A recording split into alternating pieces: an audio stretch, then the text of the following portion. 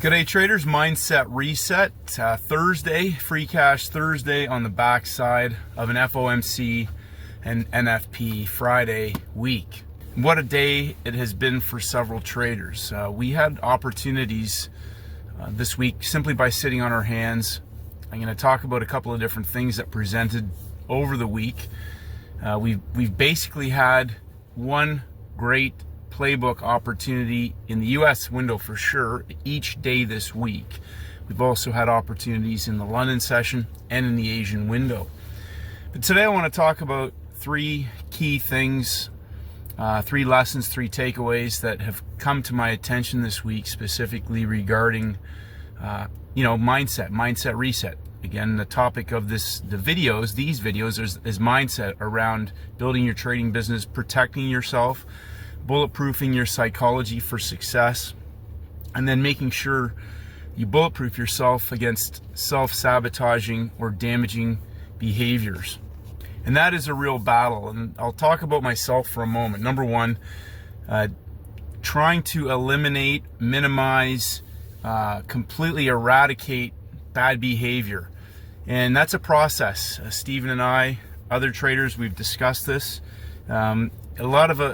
The big illusion out there for a lot of traders is that they think that let's see you do it live, or just tell me where I should buy and sell, or give me an easy trading system that I can do on a 4-hour, or whatever. And the illusion is that they think that having, and I talked about this last day, having that criteria alone will make sure that they're successful. When we know that, as I've said and repeated this, most traders already have winning methodologies. They just apply them at the wrong times in multiple situations, expecting to get the same outcome.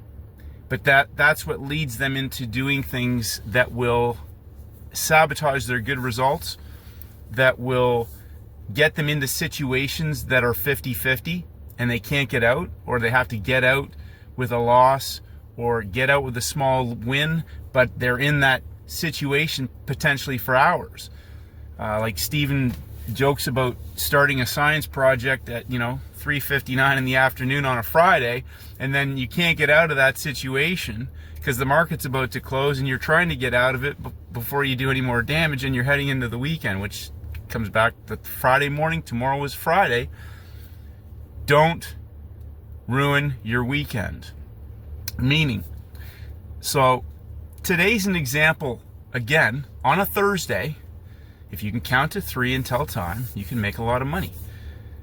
Third session, and we have opportunities that can significantly compound your account. So you need to go back if you're still kind of missing trades or not sure about trades, and understand it's not my objective. This is my opinion, my approach. I repeat this over and over again. I am not trying to catch moves. Catching moves is what gets you into 50-50 situations, or gets you into a situation where you could have the direction right, but you're already too far away from where the move started. And perhaps there's going to be a bounce and a continuation, but you might get put underwater before they continue the move. Or you might have the direction wrong and you've gotten in at the wrong time. At the high or at the low, you think it's a trend and all these things because you're trying to read the market, read price action. Now I talk about my friend Stephen. Again, I'll use Stephen as an example because, as I've repeated this, Stephen only trades reversals after a market breaks out and not until the 3rd hour. Now that's pretty simple. And what that means is this: he doesn't get into markets unless they've broken out.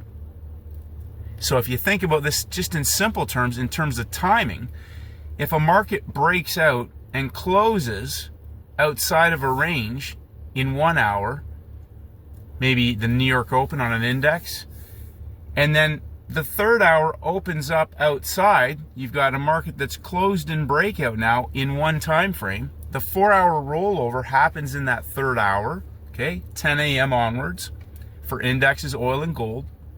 I don't care what TradingView does or your charts or anything else. There's an hour gap. I don't care what anybody says. There's an hour gap. The markets start trading at 6 p.m. New York time, which means that the 4-hour rollover is 1 hour different from currencies. New York time, New York time, New York time. So putting things in place like that makes Steven sit on his hands, because his trade setups happen in the 3rd hour after a market breaks out. Now that eliminates 90% of guesswork, probability of engaging in stupid, impulsive, and irrational behavior. Okay? One and done, taking that trade, locking it in. Occasionally he may have 2 at the same time because there's 2 5-star opportunities on a Thursday, maybe on the backside, whatever. So when you simplify and reduce out the factors, the variables that are keeping you from confirming what a setup is for you. So again, some traders are now focusing on first red day, first green day. Other traders are saying, I'll see you Thursday or I'll see you Wednesday. They're coming for the backside of the move. Now I've gone over this. I'm going to go over the templates again, because they're, polluting things with a lot of information means you're trying to read markets, trying to figure out where you can get a trade. That in my opinion, somebody saying they're hunting setups, but they're reading price action and over time, number one, that's not a scalable setup. That's not a sizable, scalable setup unless you understand the bigger template. One of the most important things about that is that model for Steven is designed at keeping him away from markets, keeping him away from the screen. He knows he's coming for 3rd hour. He knows exactly what he's looking for, and there are certain setups, again, that have been simplified, which we jokingly call the monkey hammer, which are for the backside of the week based on collection of data, historic data that shows that 90% of the time the monkey hammer will show up on the backside of the week. It's about protecting yourself. It's about protecting your psychological capital, protecting your financial capital, but actually having, again, money-making setups where it's really easy for you to make money on and almost impossible for you to lose on. 90-10, that's what that means. And then in between, there are other smaller session opportunities that are in line with that larger 3-day frontside template and 3-day backside template. If you master a couple of setups and you have a basket, you will knock this out of the park, because as Steven said, 4 to 6 to 8 trades a month that are scalable compound beyond your wildest dreams if you can sit on your hands and not do other things in between. And that's what takes work. So number one, you want to simplify and reduce everything down to the highest probability / possibility easy money making opportunities. Number two, you want to put rules in place around simplifying that are designed to protect you and your trading account from engaging in impulsive, irrational, erratic, emotional behavior, or that can lead you into something that can potentially do damage. And that's a daily battle. And everybody's got different things that will put them into trigger. But one of the easiest ways to do that is, as I said the other day, train your brain that those are the only setups that I take. That's trading to me. Trading is not me trying to read markets and catch moves. What is the template that I'm looking to execute this week? Which instruments are setting up like that? And in between, is there any other indications, day 1, day 2, day 3, for session opportunities that are all in still? They're going from one side of the range to the other. They're not coming back. ACBs. Now we had an FOMC week, and I've said this repeatedly. Cross rate pairs can offer us opportunities because they may not be as reactive against the Fed or payrolls as a US dollar based cross will. Okay, it doesn't matter anyways. The setup is either there or it's not. And now if you're like Steven, even on a currency pair, sometimes they move early, sometimes they move later, but the real good ones, come in the third hour. Now, there's a reason why it might move earlier. You know why? Because the institutions are already have their positions in place, and they're going to move it into the open of a session and let retail take the other side of them unloading that before they shift the market again and then reload and wipe out the retail that get in that 3-hour window. Trying to read markets or executing specific rinse and repeat trading setups that show up. Now let me paint a scenario for number 3. I like to trade the euro, or I like to trade the Canadian dollar, or I like to trade gold. Now I know there's people who specialize in certain instruments, and as I've said this, when you're a specialist, that means you already have models that are making you money. And if you're making money trading those markets, then keep doing what you're doing. But for example, if I find on the Canadian dollar one setup out of 3 or 4 weeks that shows up, that's an easy all-in opportunity, and it only showed up once on that market, but it was so easy for me to pick up because I let the template unfold. And let's say there's 2 trades, one 3-session opportunity during the month and another all-in opportunity, monkey hammer. A monkey hammer is a press that drops. But think of it this way, I don't care what instrument it is. Now I might get one on the euro, I might get one on gold, I might get one on the index, one on oil.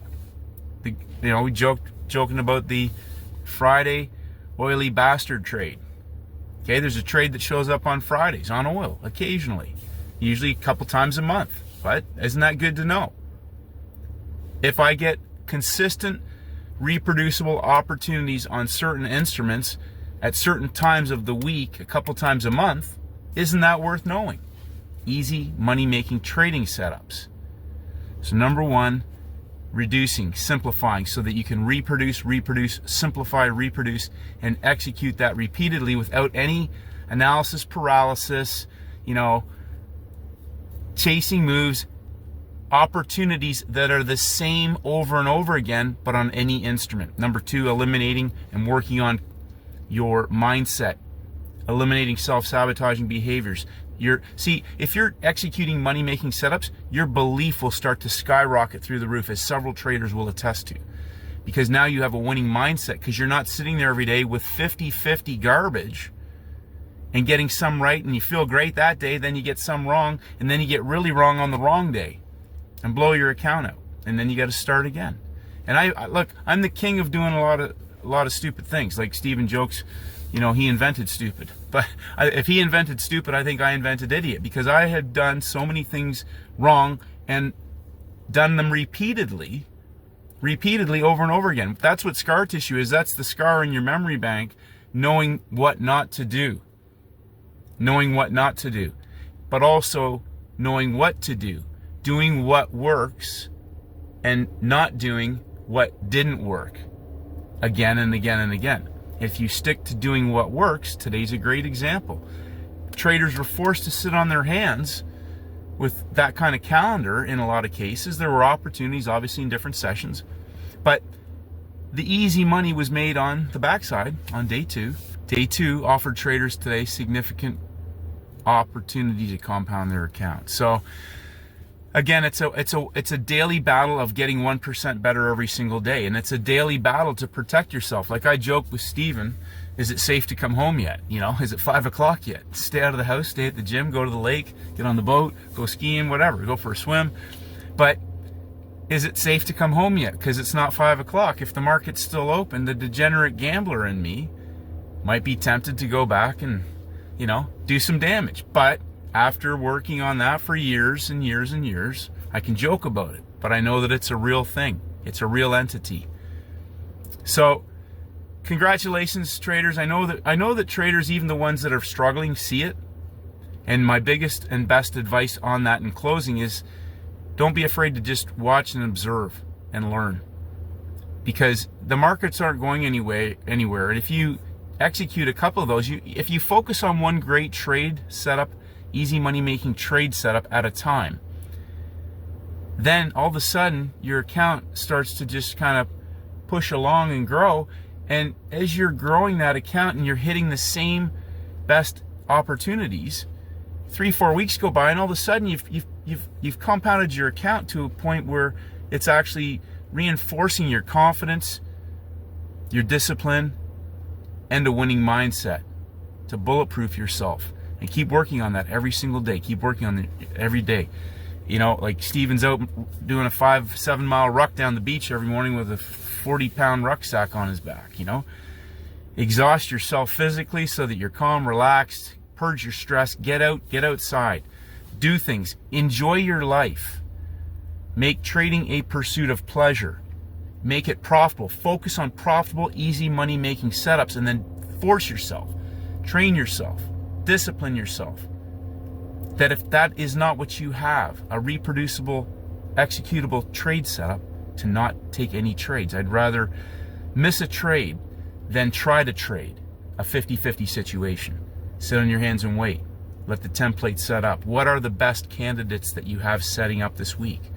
Okay, they're all, you know, it happens week in and week out, over and over and over again. So congratulations, traders.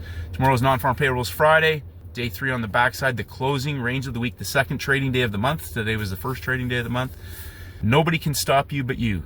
Furus, gurus, none of their opinions matter. What matters is, are you executing easy money-making trading setups and doing nothing else in between?